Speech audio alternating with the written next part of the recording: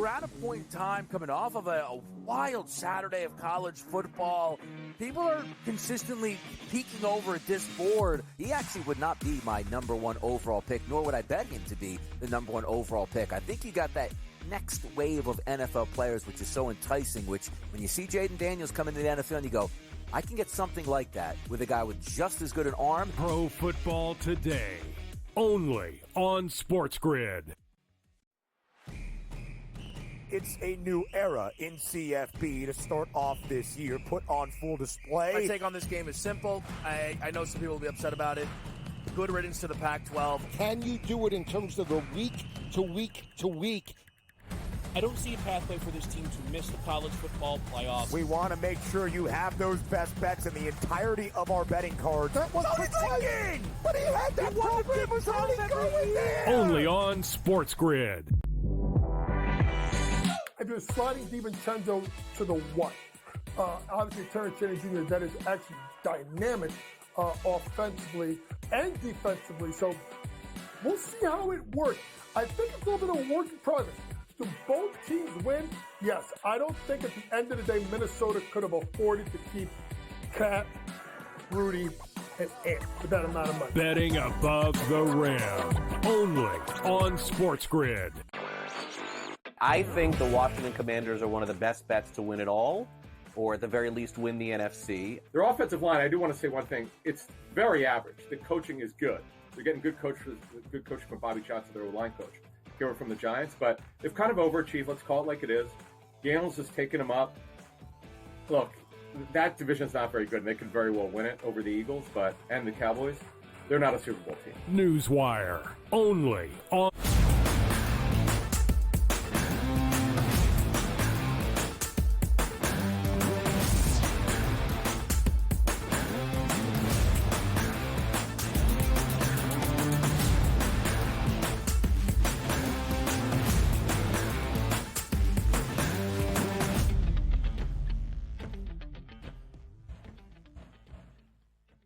Welcome to hour number 3, live right here on the early line on SportsGrid. It's a football Friday, and that includes not just the National Football League, but the entire preview for everything you need to know. Week 7 in the second Saturday of October in college football, and what might be one of the great Saturdays that we have this season. In fact, all of them have been pretty darn good as of late. But, Joe, there's a lot of arguments. What is the best month of the year? What's the best sports month on the calendar? A lot of people say October because of all the football, but it also coincides with the MLB postseason, the WNBA finals, the start of the NHL and NBA campaigns. And when you have a Saturday like we have tomorrow and a Friday night like we have tonight, you could not really wish for more. Game 5 in the NLDS between the Southern California rivals in Los Angeles, the Dodgers and the Padres. Game 5 tomorrow in Cleveland between the divisional foes, the Guardians and the Tigers, with 2 spots in the LCS at stake on both Friday and Saturday. So let's break down the games. Who is going to win? Who will be 4 wins away from a pennant? That was the question to everybody to start off this third and final hour in Fade the Public.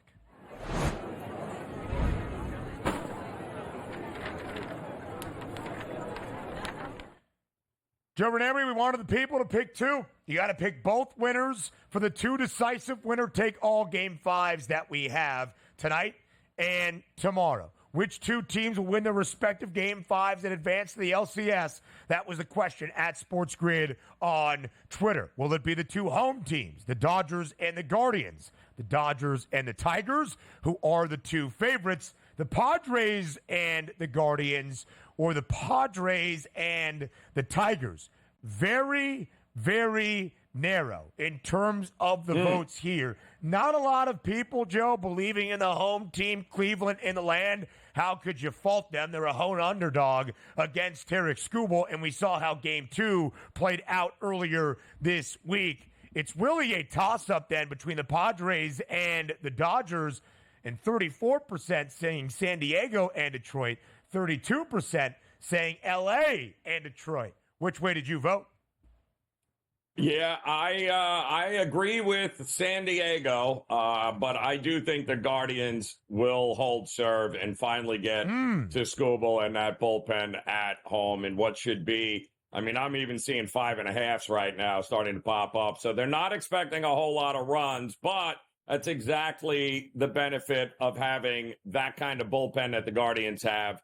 I do think they will pull it out. It'll be Guardians, Yankees, and it'll be Padres, Mets for all the marbles there to advance the play for a World Series title. Think about that, man. San Diego and New York, the Mets and the Padres. The Padres in that scenario, by the way, would have home field advantage now in the extended best-of-7 sets that we have in the LCS. There is a chance we might have back-to-back days of playoff baseball in the greater New York City area. There is going to be the realistic opportunity. Well, in fact, it is exactly what's going to happen. Huge sports day on Monday here in the greater tri-state area. The Mets will play either the Padres or the Dodgers on the road in the NLCS, and the Yankees will host the opening game of the ALCS against either the Guardians or the Tigers. And then, of course, a monumental Week 6 Monday night matchup in MetLife between the Jets and the Bills.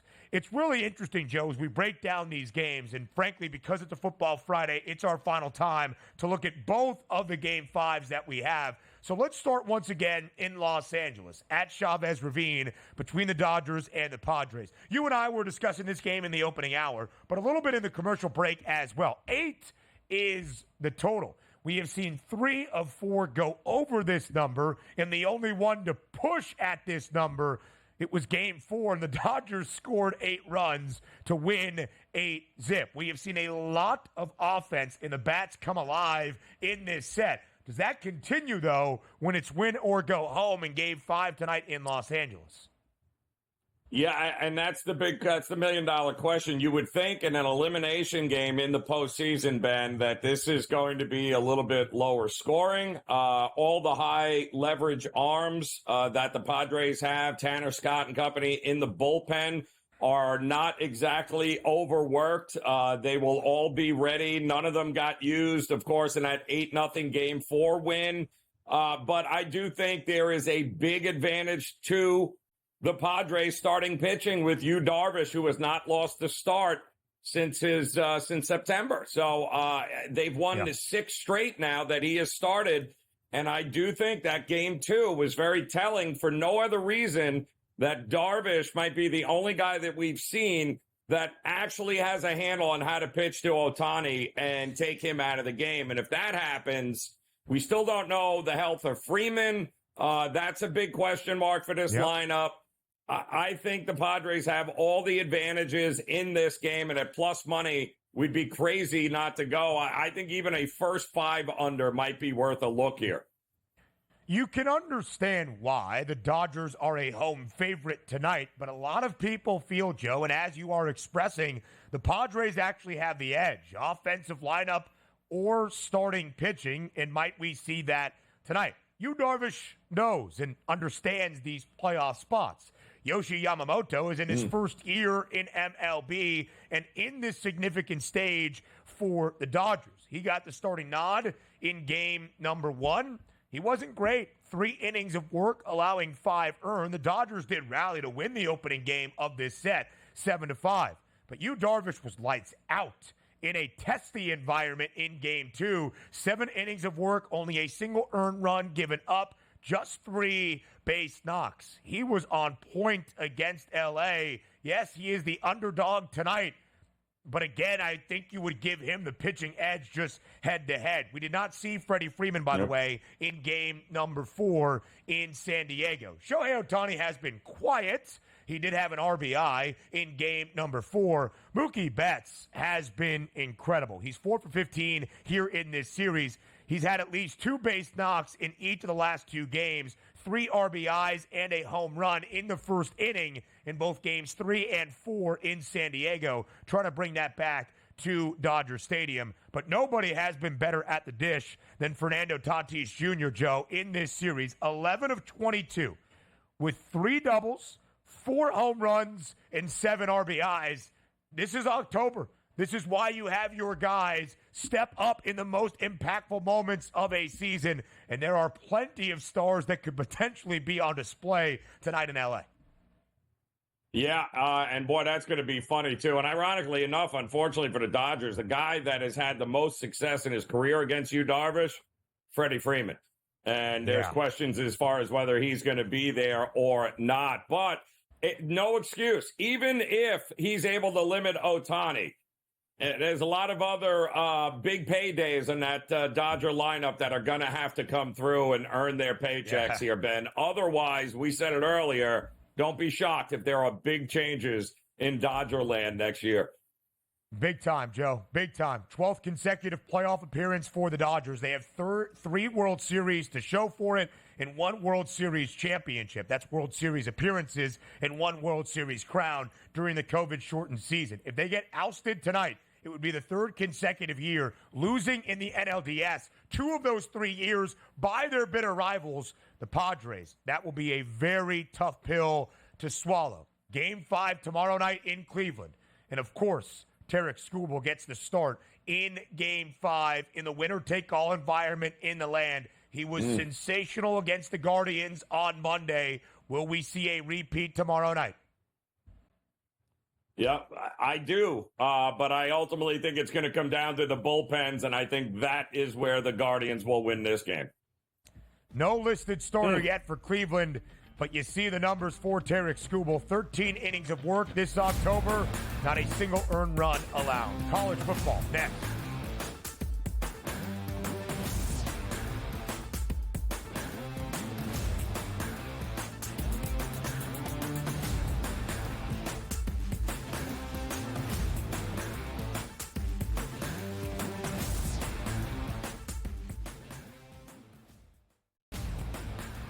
He already has more than 1,000 yards. The last 3 running backs to win the Heisman, Derrick Henry, Mark Ingram, Reggie Bush, did not have more than 650 in their opening 5 games of the year.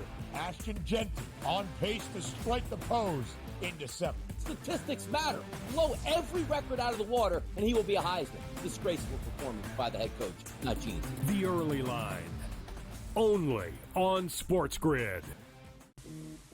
Right here with you on Pro Football Today on SportsGrid. Odds in motion, trying to see what lines have moved throughout the week. Never felt more comfortable in this set than I do for this year. I am ready. I'm just getting angry. The hot takes are going to be here all long, people. What in the world is going on in Miami, guys? It's not particularly anything to shy away from just because many people are on top of it. Hot take, hot take. I think this line is asking you once again to take New Orleans. Pro Football Today, only on SportsGrid. I do sliding DiVincenzo to the what? Obviously, Terrence Jennings Jr., that is actually dynamic offensively and defensively. So we'll see how it works. I think it's a little bit of a work in progress. Do both teams win? Yes. I don't think at the end of the day, Minnesota could have afforded to keep Cat, Rudy, and Ant for that amount of money. Betting above the rim, only on SportsGrid. I do think they come back, and I think they win this game, but they've got to do it decisively. I think they've got to get that confidence back because they went out there, and like I said earlier, Kentucky almost beat Georgia. Kentucky almost did beat Ole Miss, and I think what you're going to see in this conference, if you don't play well and you're a top 10 team in the SEC, you're going to get knocked out by one of those top 25 teams in the SEC if you're not ready to play. Powered by SportsGrid.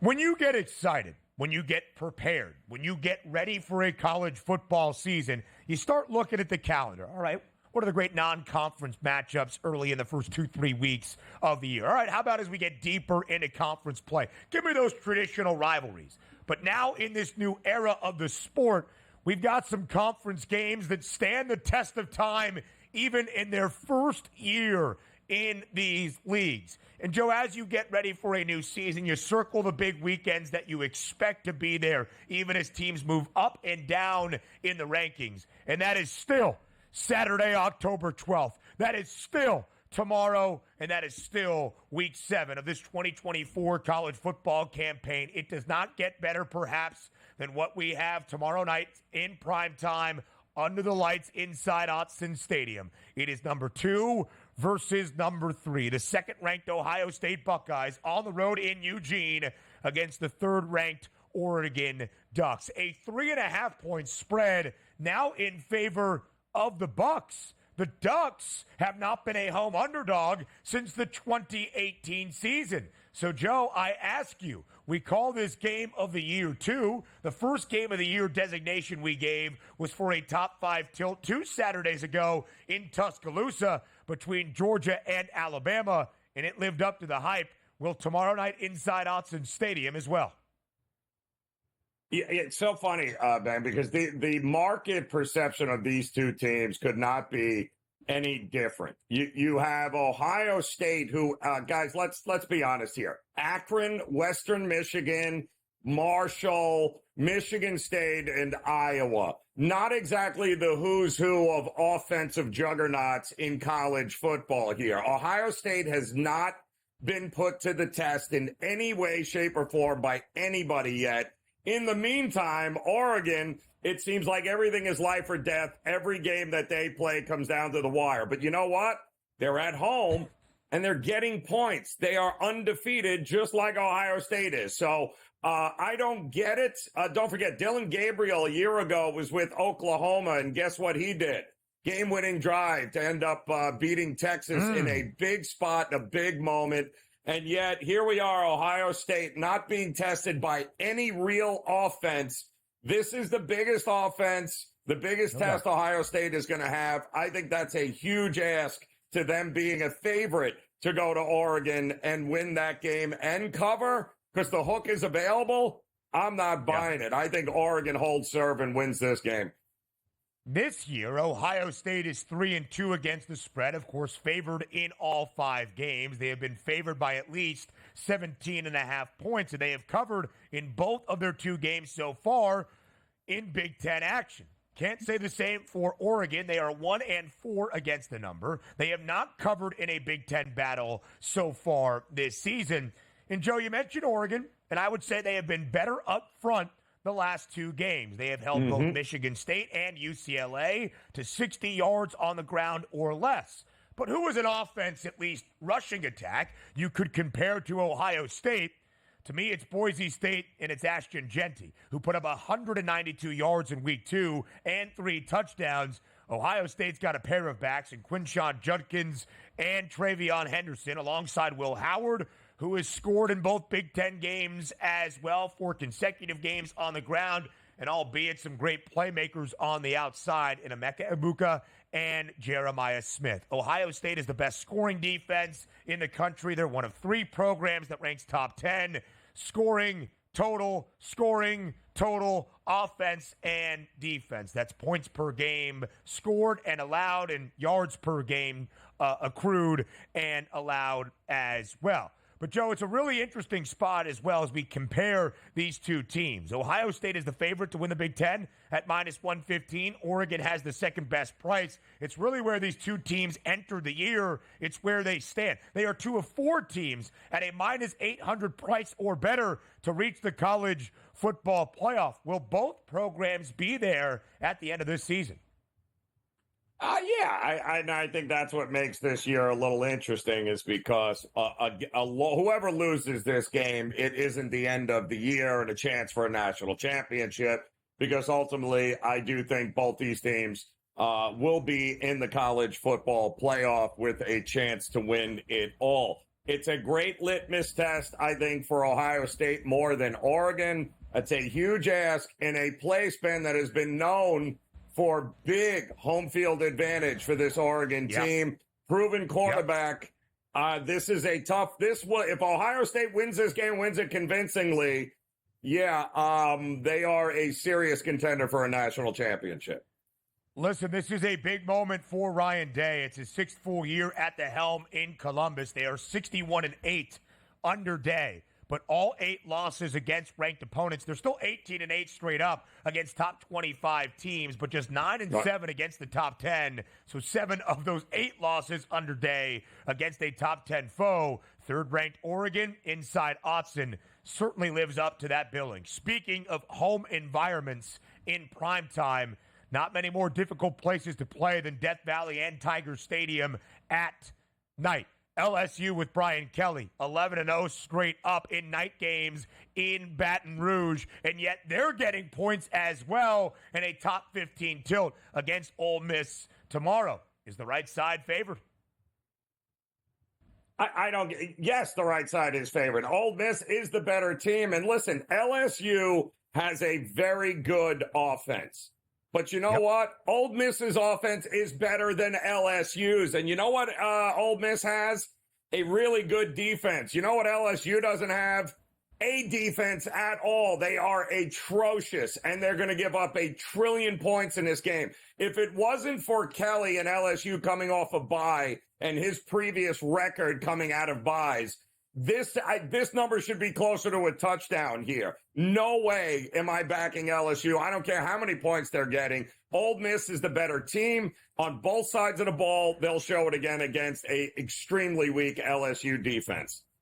Ole Miss has been the favorite in all 6 games. They had the hiccup in a large way against Kentucky 2 weeks ago, but they have covered in all 5 of their wins. Much better defensively than LSU is this year. 6 of the last 7 games have combined for at least 61 points between these two teams. Total 62.5. The rest of the Saturday slate next.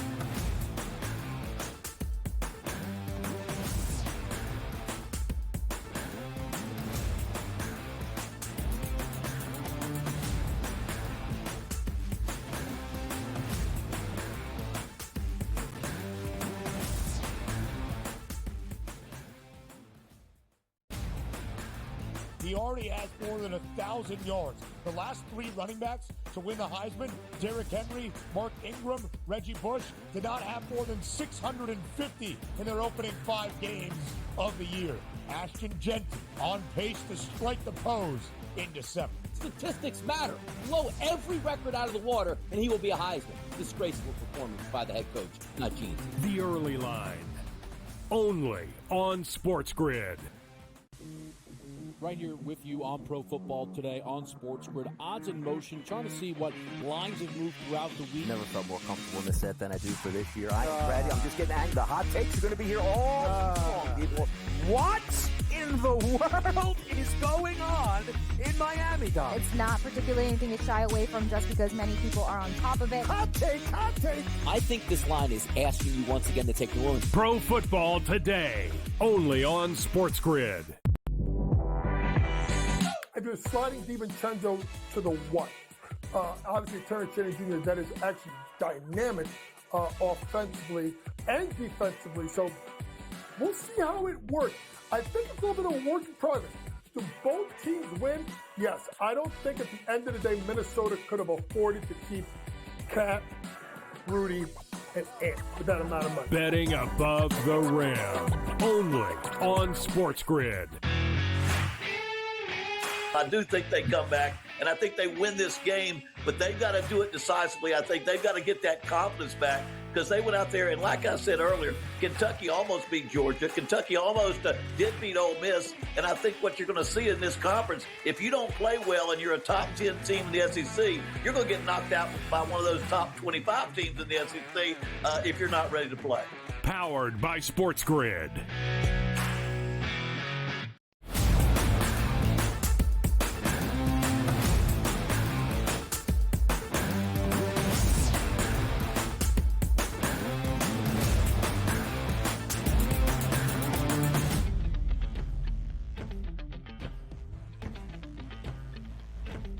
Live right here on the Early Line. It's a football Friday. That's more than the NFL. It's a Saturday slate in Week 7 around college football. Dylan Gabriel leading an overtime game-winning drive last year. In what game was that?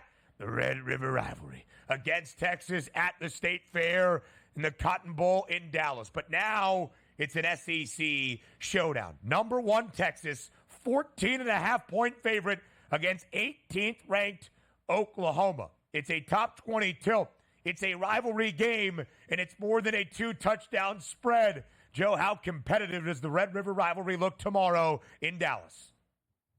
Well, Ben, this is, Ben, as you know, I have been to many of these games at the Cotton Bowl over the years, going all the way back to when it was a great Big 8 battle. I can tell you this, no matter what you think and no matter how bad one team and the other is, throw it all out the window for this game because anything is possible. Having said that, Oklahoma's terrible.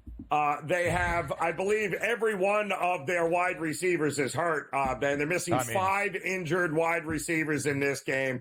We also have a freshman quarterback here that I have no idea what you're going to get for him for Oklahoma here. I mean, Jackson Arnold absolutely went to the wayside and completely disappeared here this season for this team. They are very good defensively, which is what's going to keep them in this game here, Ben. Quinn Ewers back after the oblique injury, but it's not like they went through a gauntlet to get here. UTSA, UL Monroe, Mississippi State, yay. Every one of them's terrible. Texas has one good win against Michigan, and that was back in September on September 7th. And Michigan ain't even that good. So I do think this is a big spot for Texas here. They need to not only win this game, Ben, they need to win it impressively, I think, moving forward. So it's too many points for me in this kind of game and what the history is between these two teams. But they better win this game, Texas, and win it convincingly. For sure, Joe, but it's going to be difficult to do because, as you mentioned, it doesn't matter how bad teams look or what they appear to be on paper.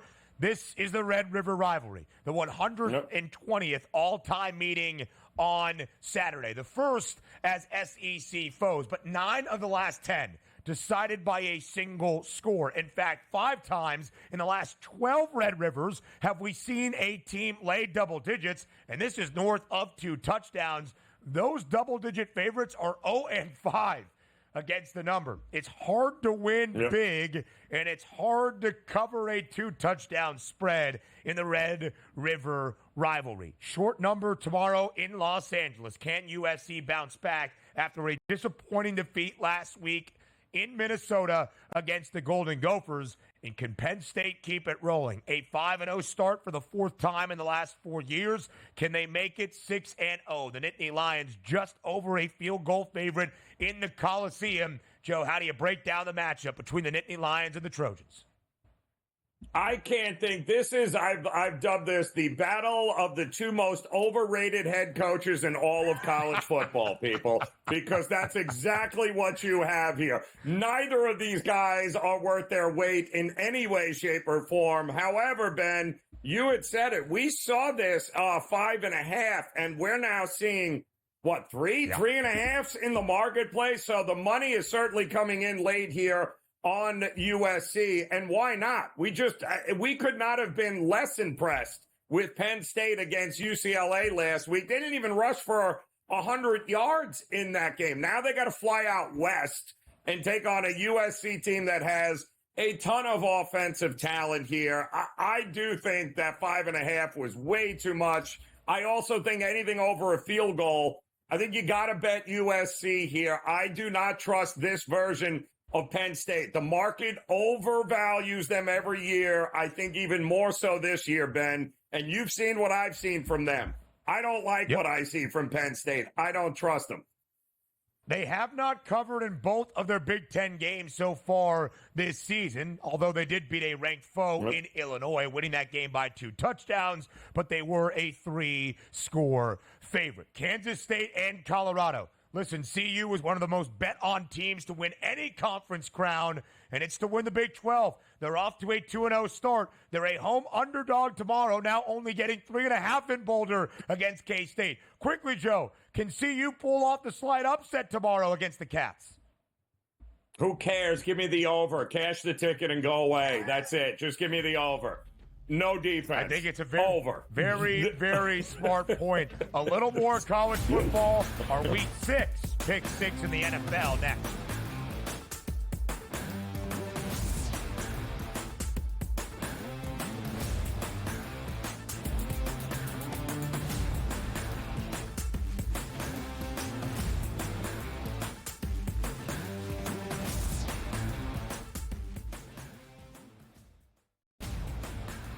He already has more than 1,000 yards. The last 3 running backs to win the Heisman, Derrick Henry, Mark Ingram, Reggie Bush, did not have more than 650 in their opening 5 games of the year.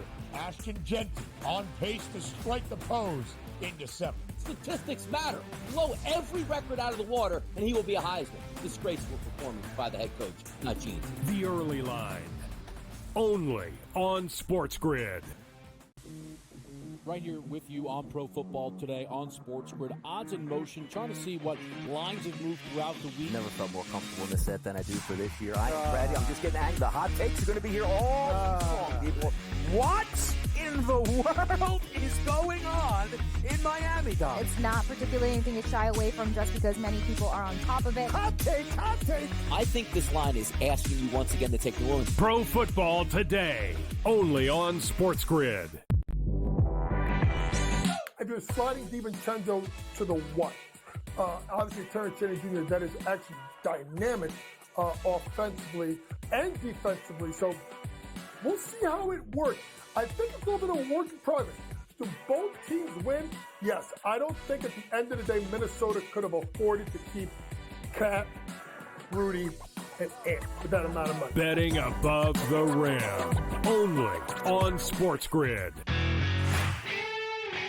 I do think they come back, and I think they win this game, but they've got to do it decisively. I think they've got to get that confidence back because they went out there, and like I said earlier, Kentucky almost beat Georgia. Kentucky almost did beat Ole Miss, and I think what you're going to see in this conference, if you don't play well and you're a top 10 team in the SEC, you're going to get knocked out by one of those top 25 teams in the SEC if you're not ready to play. Powered by SportsGrid.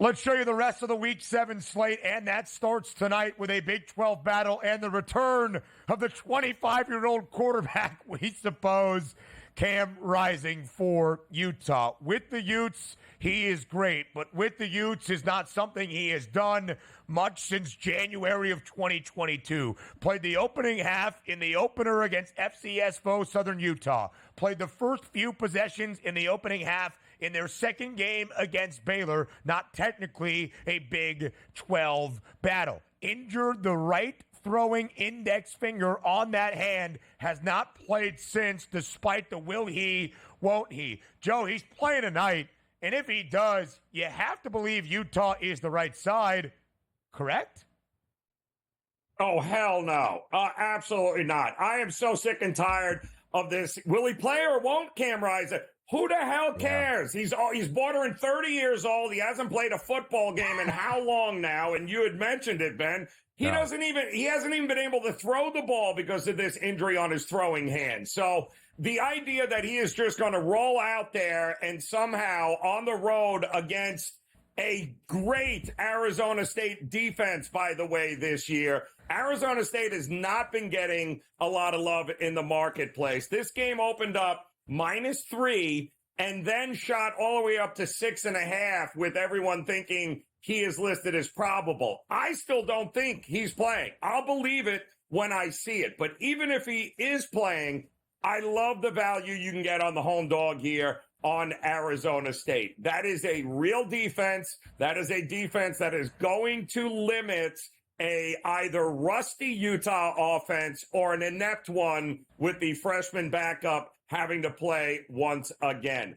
No way. Give me the points, as many as you want to give, and hurry up because it's already dropping. It was as high as 6 It's now 5.5 and 5, Ben. So once again, the market maybe has a few questions as to whether Cam Rising will actually play or not play. We got the reports yesterday, but again, until they break the huddle, I'm not going to believe it. Ahead of the huge game in Stillwater against the Pokes that somehow the Utes won with Zach's younger brother, Isaac Wilson, under center. We thought that he was going to start. It was the reports on that Saturday morning. He didn't play. He hasn't played a full game since early December 2022 in the Pac-12 championship against USC. By the way, neither team still in the Pac-12. He got injured in the Rose Bowl against Penn State a month later. He has not played even a full half of any game this year. He has led 10 offensive possessions in 7 touchdown drives, and he has thrown all 7 touchdowns. Again, we shall see. ASU, one of 22 teams around the country, allowing less than 100 yards per game on the ground. Will Alabama bounce back? Will Tennessee bounce back? A huge Big 12 game in Morgantown. Iowa State looking to get to 6-0, Joe, for the first time since 1938. Notre Dame, more than a 3-touchdown favorite at home. Not often a recipe for success under Marcus Freeman.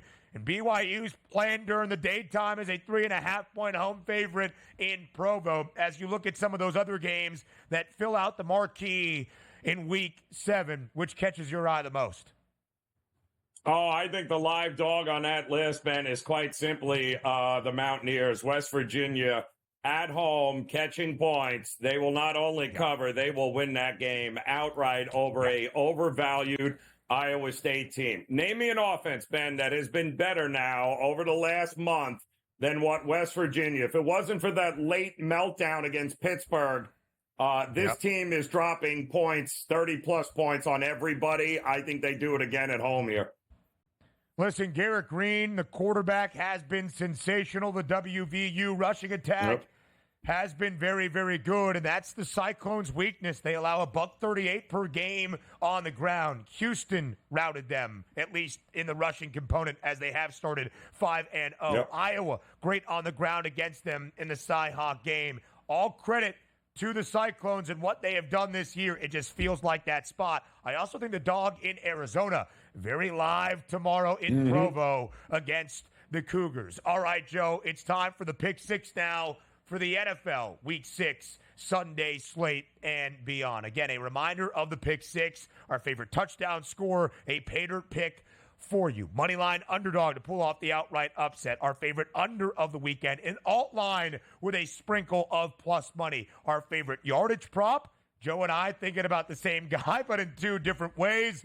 And we combine forces for a 2-leg 6-point teaser that through 5 weeks, Joe, in the year of the underdog, we have not hit on together yet. Might it happen in Week 6? Let's start with the touchdown score. What do you like? I'm going to go, Craig, because I can't remember the last time we were able to get this at this price here. And I'm going to go back to a very old, reliable Mark Andrews anytime touchdown at better than 3-1 here. Ben, listen, Andrews has always been Lamar's guy, but he's also finally now getting healthier by the week. A training camp car accident, an injury last year.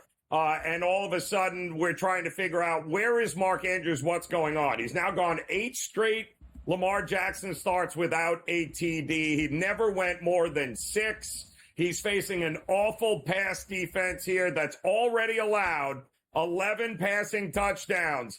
I have no doubt that he is going to be involved in this and get back on track with Lamar. This is the game and the price you want to back Mark Andrews getting an anytime touchdown. It's an astronomical number. Lamar Jackson threw 3 touchdowns a week ago, 2 of them to a tight end, just not Mark. Actually, I think he had 4 passing touchdowns last week, 3 of them to tight ends. Charlie Kohler, the second-year player out of Iowa State, and 2 to Isaiah Likely, although Mark Andrews was involved in the passing attack. Joe, same kind of thought process for me. CeeDee Lamb minus 125 against the Detroit Lions. It's the highest total of the weekend. 52.5. We saw CeeDee Lamb verbally upset last week at Dak Prescott for what was an abysmal interception thrown late. Well, the last time CeeDee was happy, or not happy, and then owned up to it, was the game for the Cowboys where he had 7 grabs on 8 targets for 98 yards and a touchdown against the New York Giants. CeeDee only has 2 TDs this year. He'll find pay dirt for at least a third time on Sunday against Detroit. The Lions secondary still a little bit of a work in progress this season. Yeah, no, again, he is the guy that you have to scheme against and worry about. And even teams like Pittsburgh, for instance, there's only so much you can do. And I think that connection is going to have to carry the Cowboys for a while. I'm with you here, Ben. It's that combo or bust for Dallas.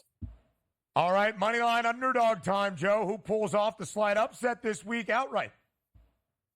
Yeah, well, it's not a huge underdog, but it's an underdog nonetheless. And I believe Jacksonville goes home to London and wins this game at plus money. I think they win it out here. I do not, still, as good as I think Chicago looked or has looked over the last couple of weeks, and Caleb Williams, I do think what we got in that game against Indy from Trevor Lawrence and that offense, I think that could be the catalyst for them to start getting the ball rolling here. I don't think they're going to regress. I think the offense is going to have success against a huge zone-playing Chicago defense, and I do think when it's all said and done, they'll have their second win. By the way, they're staying for another week to play another game next week there, so I like Jacksonville's chances in this one to pull the upset. Which is what the Jaguars did last year. They were a perfect 2-0 in their London games, including outright as a 5.5-point dog against Buffalo in their second London game a year ago. They have played 11 games across the pond. They're 6-5. They're 2-0 in Tottenham Stadium. The recipe for the Jags. By the way, the Bears' 2 losses this year, both away from Chicago. My moneyline underdog and the rest of the Week 6 Pick 6 next.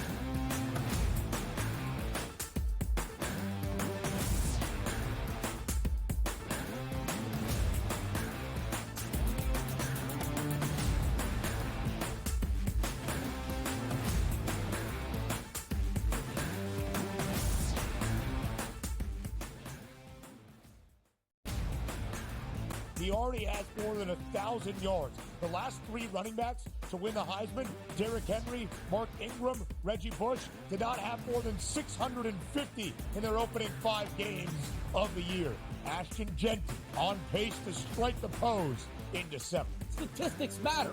Blow every record out of the water, and he will be a Heisman. Disgraceful performance by the head coach, not Gene. The Early Line, only on SportsGrid. Right here with you on Pro Football Today on SportsGrid. Odds in motion, trying to see what lines have moved throughout the week. Never felt more comfortable in this set than I do for this year. I am ready. I'm just getting angry. The hot takes are going to be here all long, people. What in the world is going on in Miami, Dom? It's not particularly anything to shy away from just because many people are on top of it. Hot take. I think this line is asking you once again to take New Orleans. Pro Football Today, only on SportsGrid. If you're sliding DiVincenzo to the what?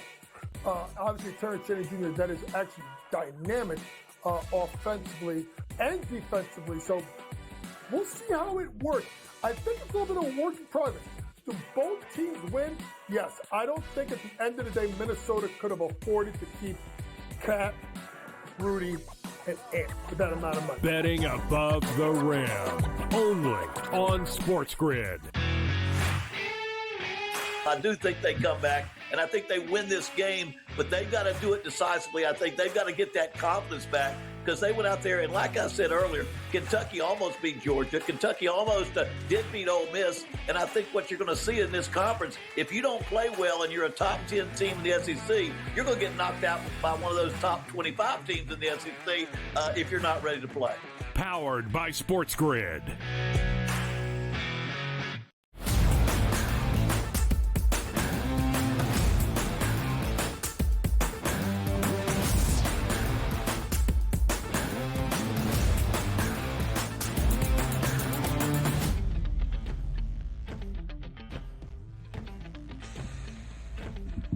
Live right here on the early line. It's a football Friday. It's our week 6, pick 6, all around the NFL Sunday slate and beyond. Moneyline underdog for Joe Ranieri. The Jags as a slight dog in London. For me, it's the Colts as a slight underdog in Tennessee.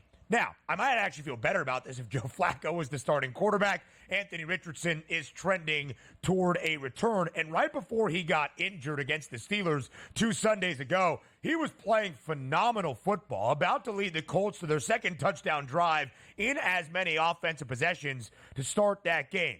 So we're hoping for good out of AR. You also get JT back more than likely, Jonathan Taylor, the running back for Indianapolis. And frankly, Joe, it comes down to my disdain, if you want to call it that. I don't think he's a bad guy personally. I just don't think he's fit to be an NFL starting quarterback.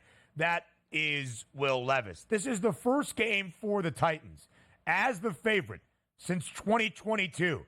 They were not a favorite at all last year and have been booked as the dog in all 5 games this season. And they're just 1-4. What's very interesting about this game for Indianapolis, it will be their 6th game this year if the line holds, where all 6 have been played with a spread, either Indy slightly favored or slightly the dog, of 2.5 points to 3.5 points for that spread. I don't think Tennessee should be favored against anybody. Give me Indianapolis outright. Yeah, listen, it's I got to see it before I believe it. I think the fact that they're going with Will Levis is nice, but I think we ultimately understand, Ben, there's a good chance he's going to shoot himself in the foot before it's all said and done. Yeah. Props not out just yet for Indianapolis. Passing yards prop for Levis, 192.5. Favorite under of the weekend is where and in what game? I am going to go Atlanta and Carolina. It was 47.5. I think it's down to probably 46.5. And I agree with the market move. Listen, this is a terrible spot for Atlanta.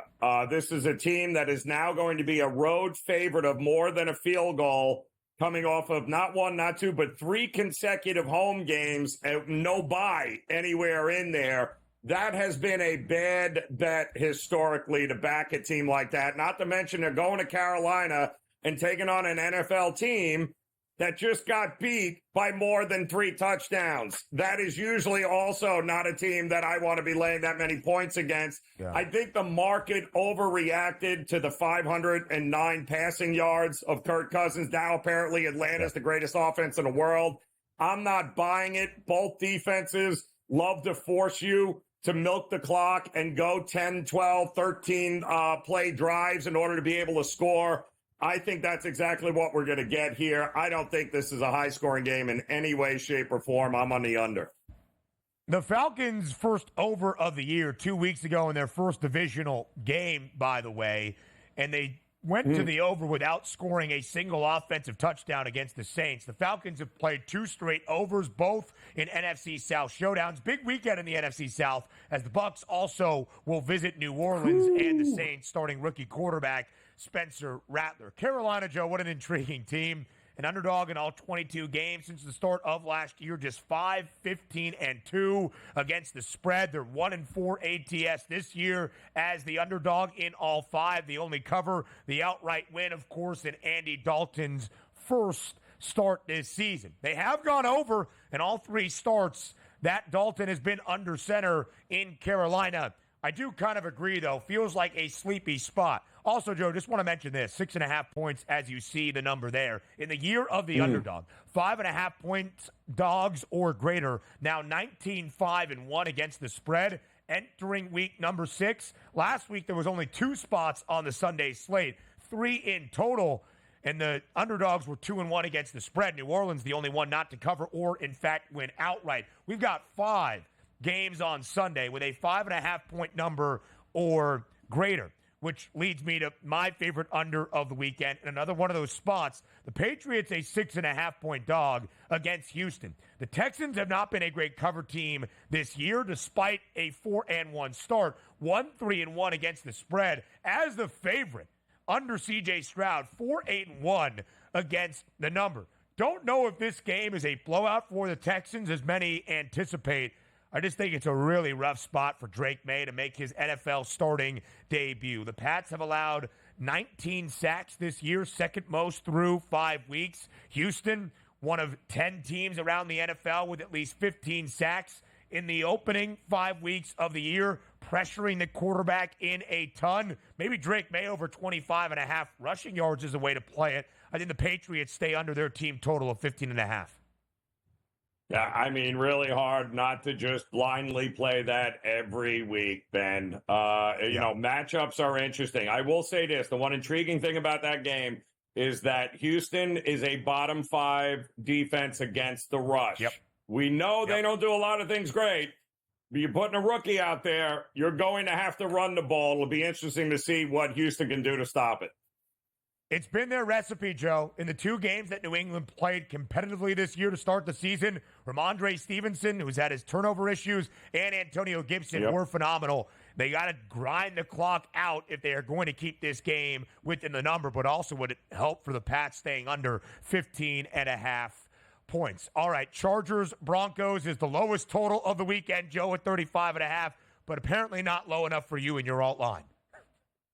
Oh, hell no, is that low enough? Absolutely looking at the alt line here. I think it's listed at 35.5, 36. I don't think we get the 30 points in this game here. Bo Nix is not going to throw against this Chargers defense. The Chargers get both starting offensive tackles back for this game. I do think they're going to run it down the throat.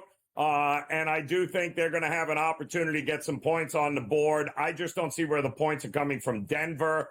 This feels like a 17-3 kind of game, and that's the way I'm playing it, under 30.5.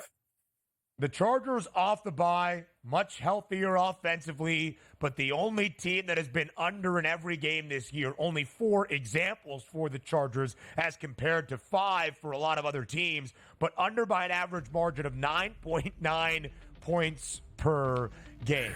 We'll continue the pick 6 with some more best bets for the weekend up next.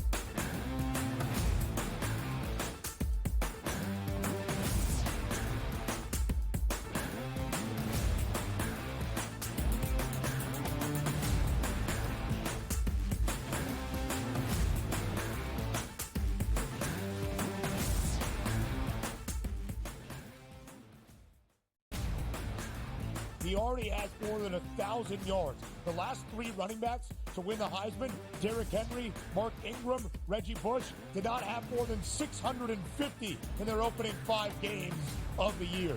Ashton Genty on pace to strike the pose in December. Statistics matter.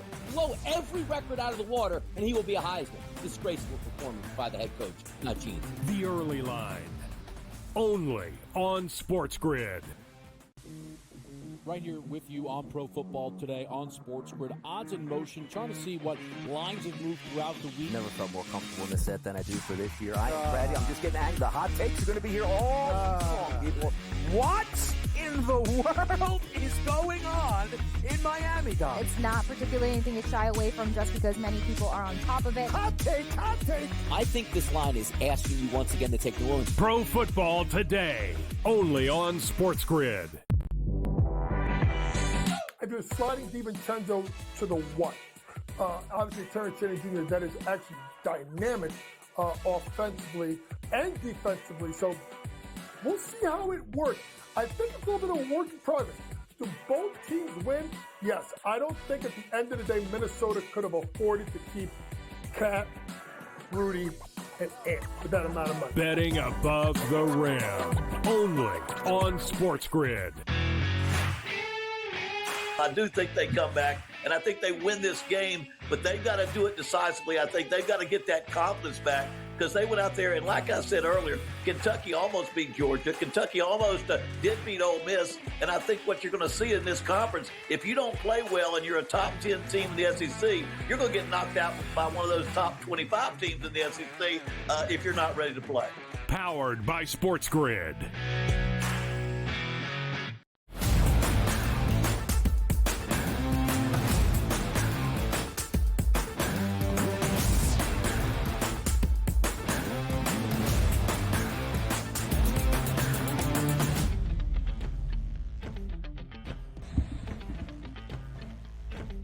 The NFL Sunday slate week number 6 and our pick 6 continues. Alt line for me, Joe Ranieri, as we fly through our final picks and bets. Buccaneers laying 6.5 to win by a touchdown at plus 148. I know it's been a difficult week in Tampa. All of our thoughts, our prayers, everything that we can share with that community. The Buccaneers, because of Hurricane Milton, left early in the week, an unorthodox logistical schedule. They've been practicing at Tulane Stadium in New Orleans in preparation for a huge NFC South showdown on Sunday. But I think they step up to the spot after coughing up an opportunity to win one on the road Thursday Night Football a week ago. They've had the mini bye. They've had time to get healthier on the defensive side. And frankly, I like Spencer Rattler. I think it was the right decision after Derek Carr suffered the oblique injury to start Rattler in favor of Jake Haener. Just think it's going to be a difficult spot in his first NFL game on Sunday. Give me the Bucs laying 6.5 at plus 148 as my alt line. Yeah, I can't argue with that either. I listen, I thought New Orleans was a little overvalued to begin with. They had some early success in those games to start, Ben, and everyone fell in love with them. Still not a good offensive line. Defense has issues. Yeah. I'm with you here. I think it's a great opportunity to back Tampa to get on track. And I understand that even laying 3.5 in a road divisional game when you have been away from home for longer than expected is insane. I just think it's a bad spot for the rookie quarterback in Spencer Rattler. Joe, our yardage prop is the same guy, but in two different components kind of tied into one. We're both focused on Bijan Robinson against Carolina. You like rushing? I like rushing plus receiving just to add it up a little bit. Break down Bijan on Sunday. Well, I think, listen, I mean, Bijan Robinson, it was 68.5, I believe, the rushing yards, but he's only cleared this number once. But I love the fact that they got extra rest, and I love the fact that schematic-wise, they're going up against a Panthers defense that loves to funnel the run. I do think that they're not going to ask, good old Kirk Cousins to have to drop back 50-plus times in this game. I don't think they'll have to. I think there's also a pretty good chance with the Falcons as a 6-point favorite. They're going to be running the ball a lot in the fourth quarter here. And we know his breakout potential, his explosive potential there. I mean, look what Chase Brown did back in week 4 against this defense. I do think this is a short number. I think it's a great opportunity to back him to get well over this. I think he gets 100 yards in this game, Ben. I really do. I mean, Joe, you feel bad for Carolina in a way. Just so many defensive injuries. One of the bright spots on the defensive line, Derek Brown out for the year early this season. Shaq Thomas out for the year. That was announced late last week. They've got a ton of guys questionable who haven't practiced either on the D-line or in the linebacking core. And the Panthers are already the 5th worst total defense in the National Football League. So I'll go Bijan Robinson over 95.5 rushing plus receiving, a number he was well over in the opening 2 games for the Falcons this season, at least 111 scrimmage yards. And then for some reason, it has kind of dwindled off. It needs to happen. He is your best offensive player still. Feed him the football in a favorable spot on the road to get out of Carolina with a huge divisional victory and start 3-0 in the NFC South. That would be something for Raheem Morris in his first year once again as the head coach in the A. Let's combine forces and let's get it done this time, Joe Ranieri. Our 2-leg 6-point teaser. You begin, and you're looking beyond Sunday. Take it away. No, it's going to be absolutely disgusting. I hate myself already, Ben, for even thinking about this. But the reality is there's no way you can't bet it. I'm going to take the New York Jets. It's a new era. Jeff Ulbrich is your interim head coach. He's already sat Hackett and told him, sit in the corner. Nobody's interested in what you have to say anymore. Downing is your new OC calling the plays. And we have seen this, right? The new coach, you fire Saleh, who apparently was liked by some in that locker room, but not all. I do think Buffalo's still a little banged up. It's a great opportunity to back the Jets getting over a touchdown here. Let's call it what it is. It's a must-win game, even in Week 6, even on a Monday night.